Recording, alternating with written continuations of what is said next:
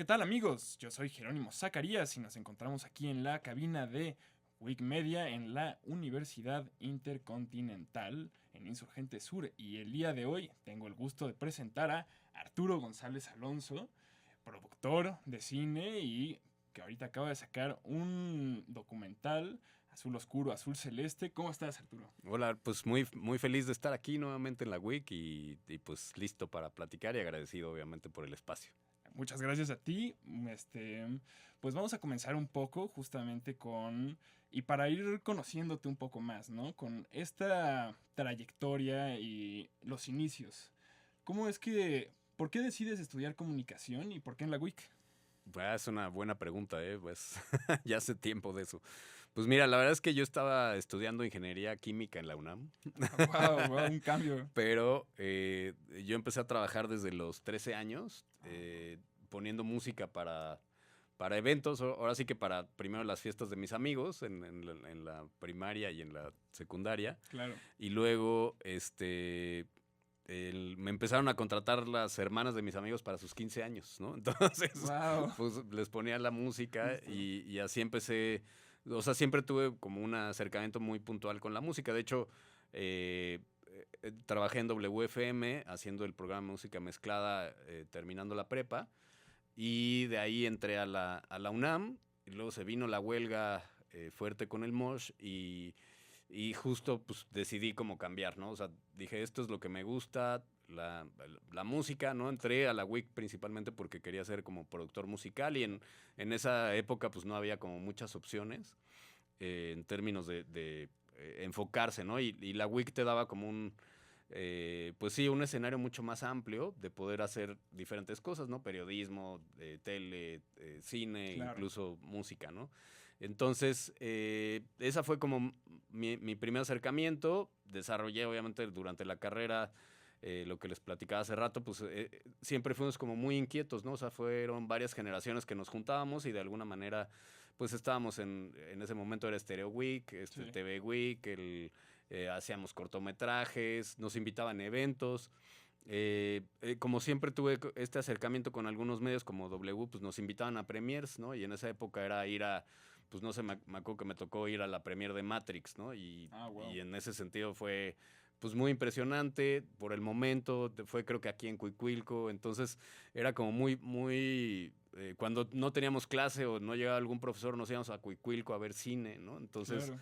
llegabas y desde las 11 de la mañana, pues entrabas tú solo prácticamente o te ibas con un par Sí. de amigos y entrábamos a ver, pues no sé, las películas de la época. Me acuerdo que también una de esas mexicanas de ese momento fue Crónicas de un desayuno,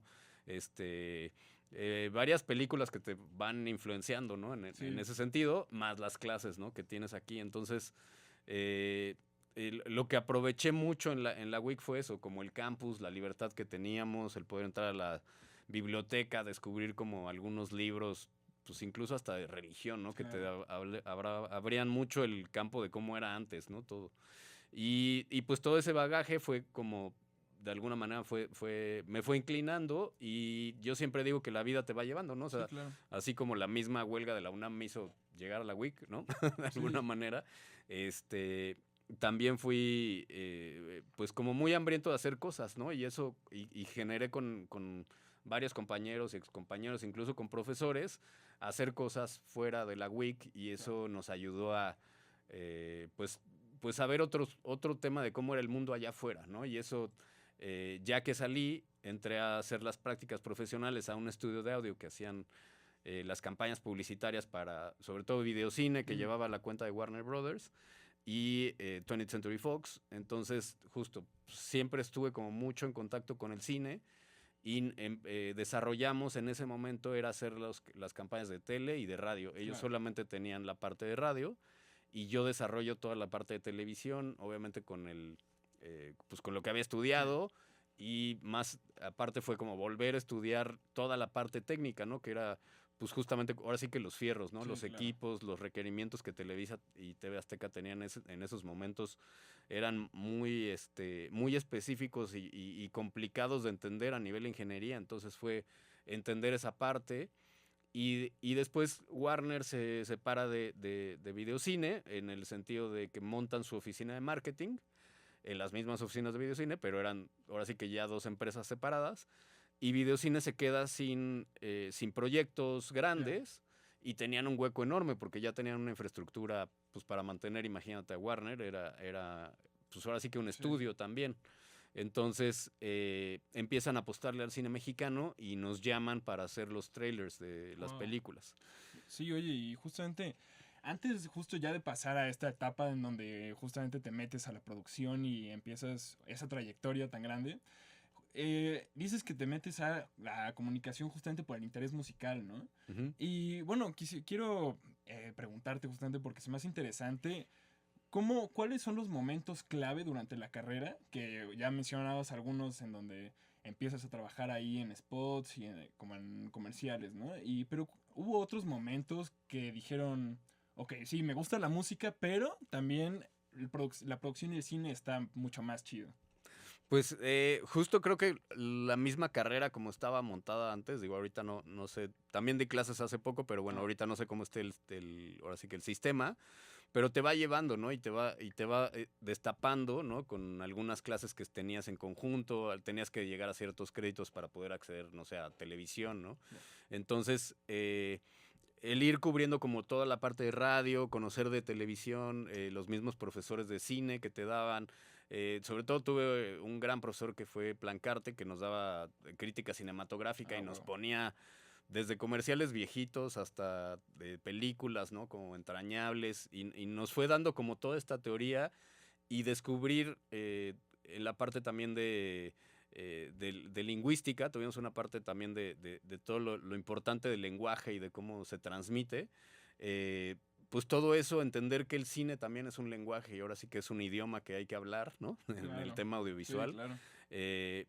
Eso para mí fue como un parteaguas importante donde integraba música, sonido e imagen, ¿no? Entonces creo que el cine lo contempla en ese sentido todo y fue donde pude conjugar también la parte musical, por ejemplo, para ahora este documental de Azul Oscuro, Azul Celeste, logré una alianza con Warner Chappell Music, que es Wow. la distribuidora de música, y ellos musicalizaron gran parte, ¿no? Sí. Por parte de Javo Vaca, que fue el supervisor musical, trabajamos en equipo para ahora sí que ponerle el ritmo y las piezas musicales al documental que lo enriquecen muchísimo, ¿no? Wow, sí, claro. Y bueno, es muy interesante justamente este cambio, pero claro, tiene toda la relación, ¿no? Y justamente creo que combinar esos dos gustos y poder trabajar en ello me parece increíble. Y bueno, ya justamente entrando en esta etapa, ¿cuáles son como tus primeros proyectos importantes y justamente los inicios de esta carrera importante, ¿no? Y bueno, también los momentos difíciles de ello. Pues sí, momentos difíciles creo que sigue habiendo todo el Claro, tiempo, pero siempre. bueno, la verdad es que, pues sí, lo platicaba incluso ayer, ¿no? Con algunos colegas, pues que no podríamos dedicarnos a otra cosa, ¿no? Que es nuestra pasión, es lo que nos gusta hacer y, pues problemas lo va a tener un dentista, lo va a tener Sí, un claro. abogado, ¿no? Entonces, pues creo que es muy similar. El mundo está cambiando constantemente y ahorita justo nuestro medio siempre ha sido pues eso, esos retos, ¿no? Un poco, digo, creo que fueron varias preguntas, pero bueno, Sí. trataré de irlas contestando. Por ejemplo, uno de los retos que me tocó cuando te digo, era DJ y ponía música y eso, el primer como cambio digital, ¿no? Cuando nace el MP3 y ya no te requerían como una persona física que Claro. estuviera poniendo música en las fiestas, ¿no? Y llevaban sus MP3 players y ponían ahí, lo conectaban a las bocinas. Y ese fue un desplazamiento importante y fue un cambio importante tecnológico que nos tocó vivir. Después, durante la carrera, pues digamos que fue ir descubriendo, te digo, todos estos medios alternativos, seguía cambiando, no al ritmo de ahorita, pero Sí. sí había cambios y la tendencia era pasar de lo análogo a lo digital, ¿no? En ese momento. El cine se seguía haciendo en 35 milímetros, Ya. ¿no? Y nos tocó, justamente en mis últimos semestres, estudiar, te daban como algunas especialidades y uno fue cine digital y fue entender un poco el cambio tecnológico que se venía en ese momento y que pues ahorita estamos viviendo ya la transmisión de las películas Sí, claro. satelitales, ¿no? Mandan la película a través de satélite a todo el país, incluso a todo el continente, ¿no?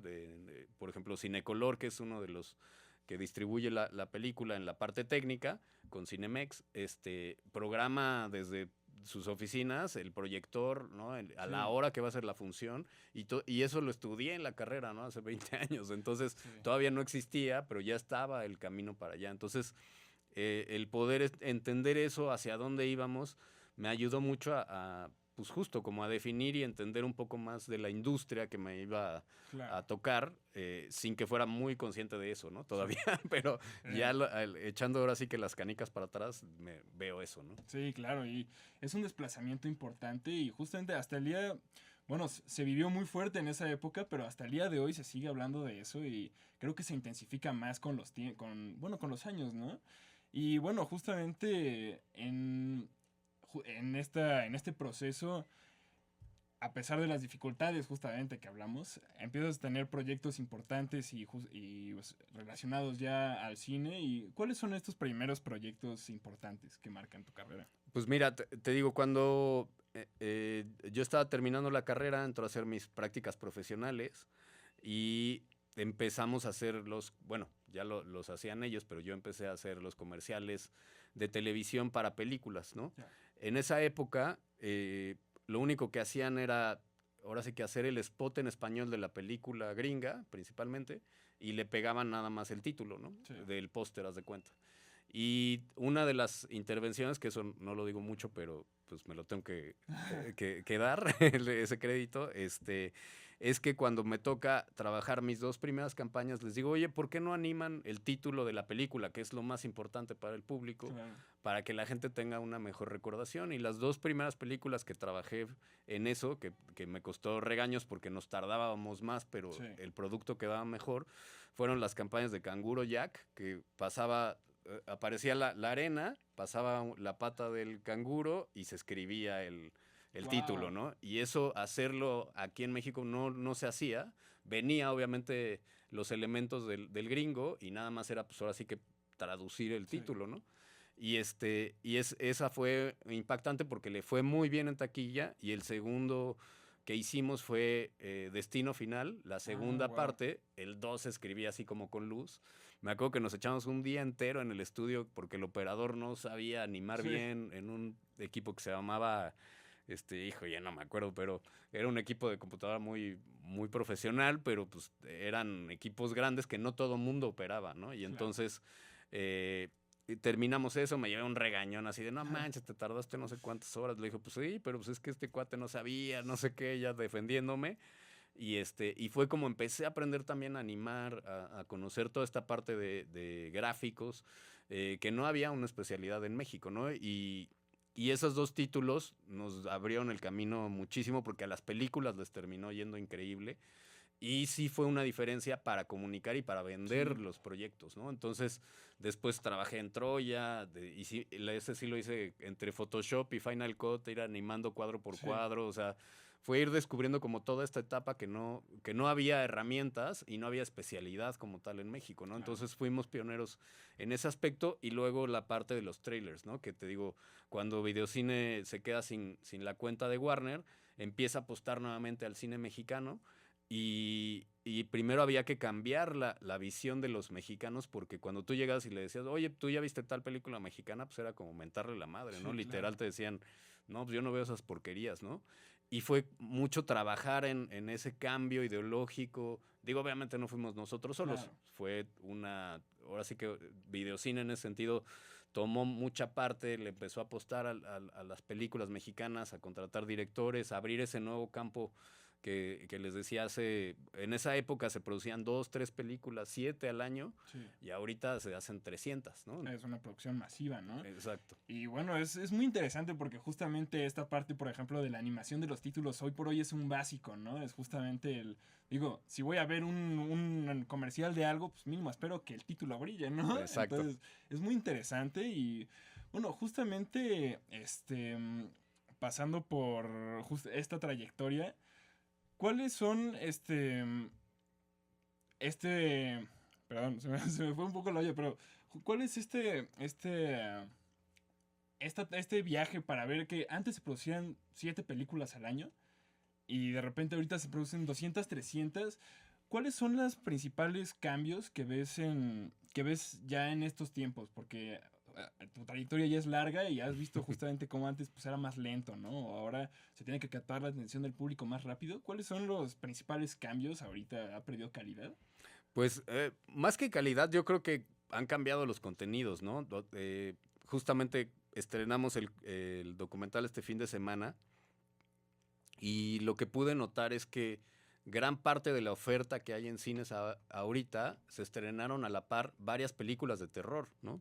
Sí. Que normalmente eso lo catalogaban en, no sé, en noviembre, ¿no? Octubre, noviembre, que es Halloween, ¿no? Entonces, generalmente ahí metían como la oferta de terror. Ahorita ya hay películas de terror en todo el año Sí. porque el mexicano es muy asiduo a ir a cine de terror. O sea, le gusta ir al cine a vivir experiencias, ¿no? Y eso creo que es algo muy interesante del medio que lo podemos ver en los resultados de taquilla, ¿no? O sea, películas que traen efectos, que traen animaciones, que traen emociones muy fuertes, son las que tienen mejor desempeño de taquilla, ¿no? Y, Claro. hablando obviamente en películas de terror. Y por eso, por ejemplo, uno de los retos ahorita con el documental fue es que es un documental.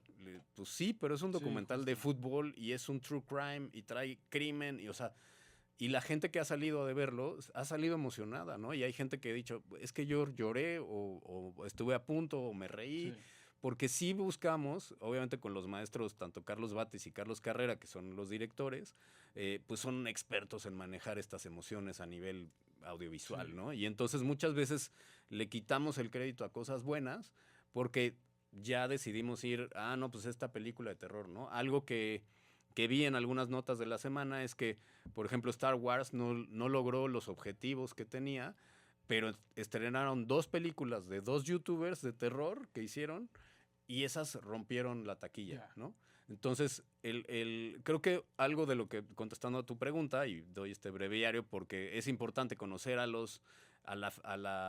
sí que la audiencia, Sí. ¿no? Y qué está viendo y qué quiere ver, y es estar, muchas veces como creadores perdemos ese gap, que gracias a la tecnología creo que se ha cortado, ¿no? Sí. Del tema de comentarios, el que te puedas interactuar. Pero muchas veces los que somos de la vieja escuela, por así decirlo, perdemos esa conexión con la audiencia. Y eso es importante. Ellos son los que van a ir a ver el proyecto, los que Ya. van a Sí, claro. recomendarlo. Y hay que estar mucho en comunicación con ellos para saber qué quieren ver y sorprenderlos también, ¿no? Justo, sí, este análisis del público objetivo. Y son Ujú. cosas que chiquitas, aparentemente que se olvidan, ¿no? Y es interesante. Y bueno, ya para encaminar esto a un cierre, quisiera saber cuál es esta transición de el enfoque tal vez al cine y tal vez a las películas, los proyectos en, justamente hablabas de Troya, en El Conjuro, a esta relación con el fútbol y este documental que ahorita está en cines. Sí, pues mira, la verdad es que, te digo, todo se ha dado increíble con este proyecto. Fue muy difícil al principio cuando Carlos Batis me busca para ayudarlo a terminar el proyecto y poderlo lanzar ahora sí que en plataformas, porque era serie. Empezamos a tocar puertas con todos y Sí. todos nos decían que no, hasta que y volvíamos a insistir y cambiaban de ejecutivos y volvíamos a insistir. Eh, y entonces me lo llevo, tengo un proyecto que se llama Stage México Audiovisual, que la idea es conjugar a la industria audiovisual mexicana para visitar diferentes mercados internacionales y que vengan a producir o vender proyectos Claro. fuera de México. Y me lo llevé a Madrid, a Iberseries Platino Industria hace 3, 4 años y presentamos el proyecto, presentamos un tráiler y dentro de este equipo que me llevo a gran parte de prensa y fueron tantas las notas que se hicieron en ese año, bueno, en ese periodo de 2 semanas, que Billy Álvarez, estando prófugo, le da una entrevista a David Feitelson Ah, en respuesta de todo lo que se vino de comunicación, nada más por el documental. Entonces, Feitelson lo buscamos, bueno, lo buscó Carlos para que nos pudiera compartir esa entrevista e incluirla en el documental. Y bueno, se negó primero y después dijo, no, es que a mí por sacar esa entrevista me empezaba a buscar la sí, policía y claro. me empezó a decir, ¿de dónde está este güey, no? Sí. Y de alguna manera, fue como todo un viaje porque después ya se interesó una plataforma, nos pidieron arrancar de cero, nos dijeron contraten a tal guionista que fue Alejandro Gerber, se sumó, digamos, al equipo Estábamos trabajando cuando en una comida, me acuerdo, sale la noticia de que atrapan a Billy Álvarez, ¿no? Hace 2 años. O el año pasado. Y entonces a partir de ahí cambió, la plataforma tuvo algunos problemas, nos rechaza el proyecto y me dice Carlos, tenemos que sacarlo sí o sí. Y entonces con este proyecto de Stage nos vamos a MIP Cancún, que es un mercado que hacen aquí en México que casi nadie conoce, sí, que justamente es para comprar y vender contenido. Muy importante, vienen los estudios más importantes de todo el mundo a comprar contenido en español, ¿no? Sí. Principalmente. Y no lo aprovechamos. México casi no tiene presencia. Entonces fue el primer año que montamos un stand de México. Llevé al secretario de Turismo, a la directora de Cultura del Estado y nombramos ahí a la comisionada de filmaciones del Estado de Quintana Roo. Entonces tuvimos mucha presencia y justo le dije a Carlos, aquí tienes que agarrar en el pasillo a todos, cabrón, sí, y decirle, traigo este proyecto, y así fue. Fue Carlos, otros productores ejecutivos que se sumaron, que fue Raimundo Díaz González, que trabajó él en Sony mucho tiempo, y Alberto Nazar, ¿no? Que también es productor. Entonces, los tres abordaron a Cinépolis, abordaron a Cinemex, ofrecieron el proyecto y Cinemex levantó la mano y dijo, yo lo quiero, pero el reto era hacer de la serie un corte documental. Teníamos que presentar de noviembre a febrero un corte de largometraje y salir antes del Mundial, ¿no? Wow, entonces sí, nos pusieron ese reto y gracias a Dios se logró. Wow, y además ganó el campeonato el Cruz Azul. Claro, lo apoyó más, sí, ¿no? Exacto, oye, exacto. Pues es una historia muy padre y justamente la manera en la que sale a flote es muy interesante. Pero bueno, por desgracia, 20 minutos no son suficientes para pasar por toda esta trayectoria y para pasar por todo este proyecto. Y bueno, te agradezco mucho que me hayas dado esta entrevista y te agradezco mucho que estés aquí. No, al contrario. Y bueno, despido este capítulo. Te agradezco mucho, Arturo, otra vez. Y bueno, es todo, amigos. Muchas gracias.